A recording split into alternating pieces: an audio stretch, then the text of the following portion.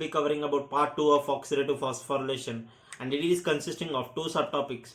One is what are the different types of oxidative phosphorylation, and the second one is what is the mechanism of coupling of oxidation and phosphorylation. So let's see the first subtype, that is what are the different types of oxidative phosphorylation reaction. It is of two types. One is substrate linked and another is respiratory linked. Substrate linked phosphorylation could be explained by one example. Take a reaction of glycolysis where you are going to see the G3P is converted to 1,3 BPGA and 1,3 BPGA is converted into 3 PGA. You are going to see in the first reaction there is an introduction of high energy phosphate to the G3P, so we are getting a 1,3 BPGA. Now the high energy phosphate is present in this compound. This high energy phosphate is now passed to the ADP molecule to get ATP. It is known as a substrate linked phosphorylation. So friends, what happens in substrate linked phosphorylation? It is two steps.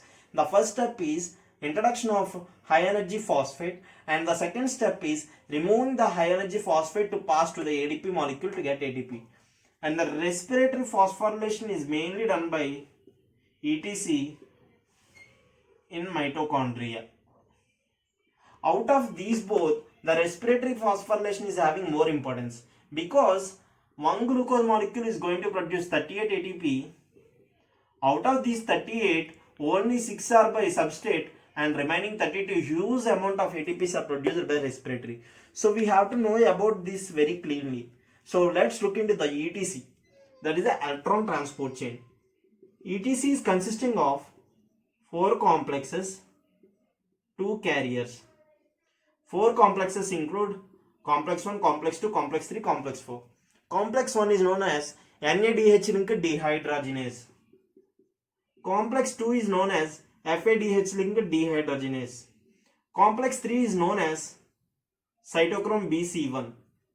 Complex 4 is known as cytochrome AA3. The 2 carriers are ubiquinone and cytochrome C. So friends, tell along with me that the ETC is consisting of 4 components and 2 carriers. The 4 complexes include the NADH dehydrogenase, FADH linked dehydrogenase, cytochrome BC1, cytochrome AA3, and the 2 carriers are ubiquinone and cytochrome C. Ubiquinone is a carrier between complex 1, complex 2 and complex 3. It is the carrier system between complex 1 and 2 and complex 3. And cytochrome C is a carrier between complex 3 and complex 4. Let's look in a diagram which will be easy for us to remember. If you are going to draw the ETC, this is a mitochondrial membrane. You are going to see this is the complex 1 and this is the complex 2. And here is the carrier for both the complex 1 and complex 2, ubiquinone, and it is going to transfer to the complex 3.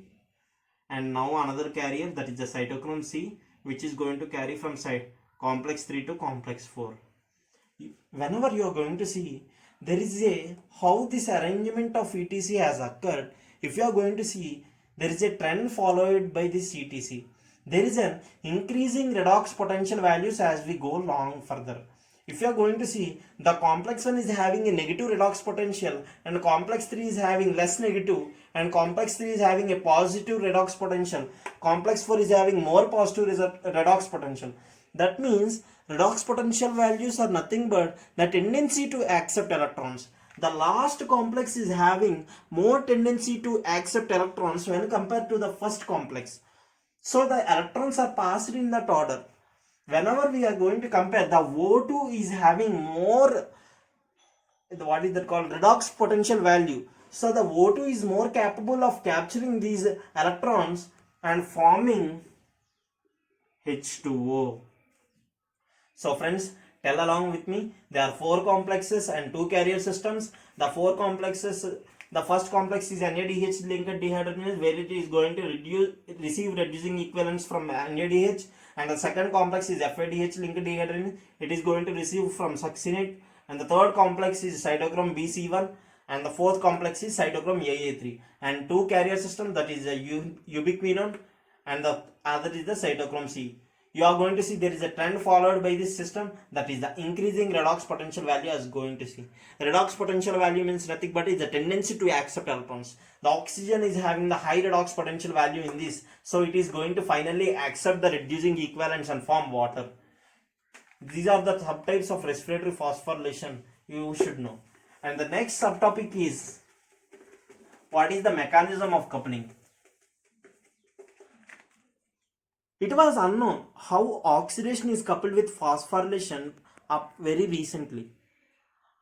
Up to then, it was thought of having different pathways.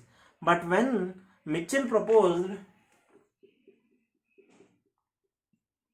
oxidation is linked with phosphorylation and it is known as the oxidative phosphorylation, he explained it by chemiosmotic hypothesis. What is chemiosmotic hypothesis? In this hypothesis, he is going to say that you are going to see the complexes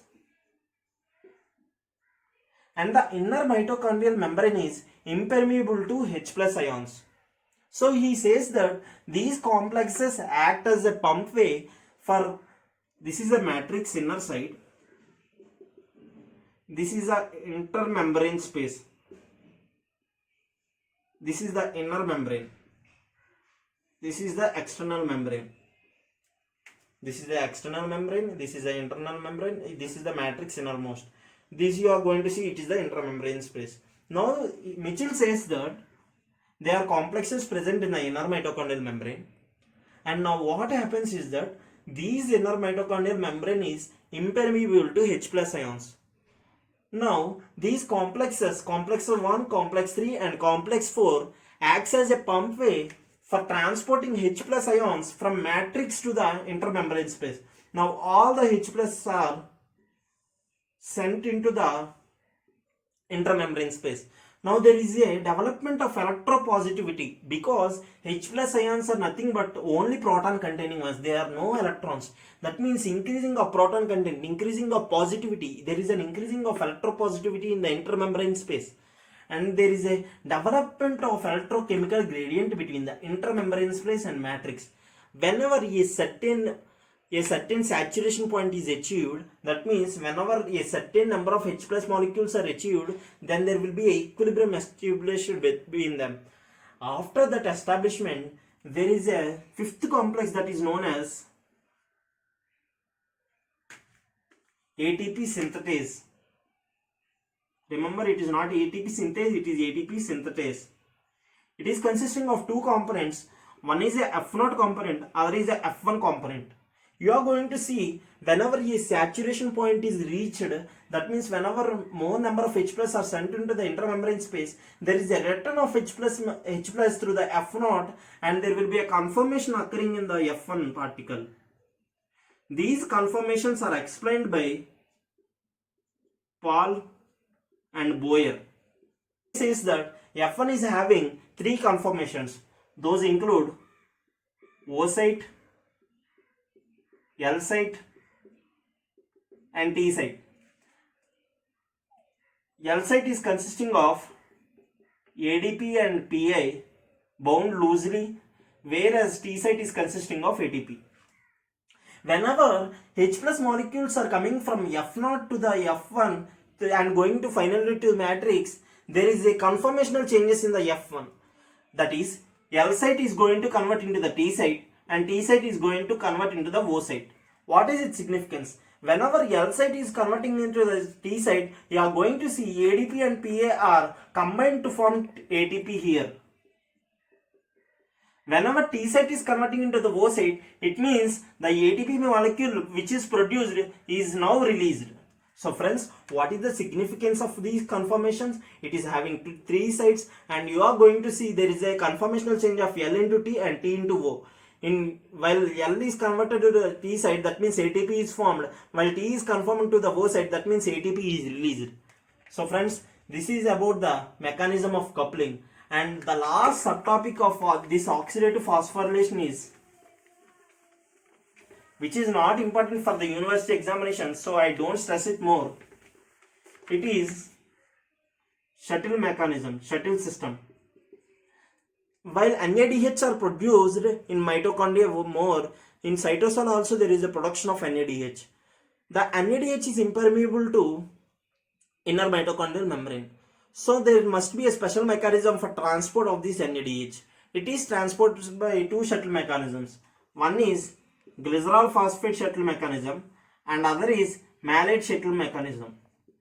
Among these both, malate shuttle mechanism is very important because it is having a energy conserving system when compared to glycerol phosphate shuttle system.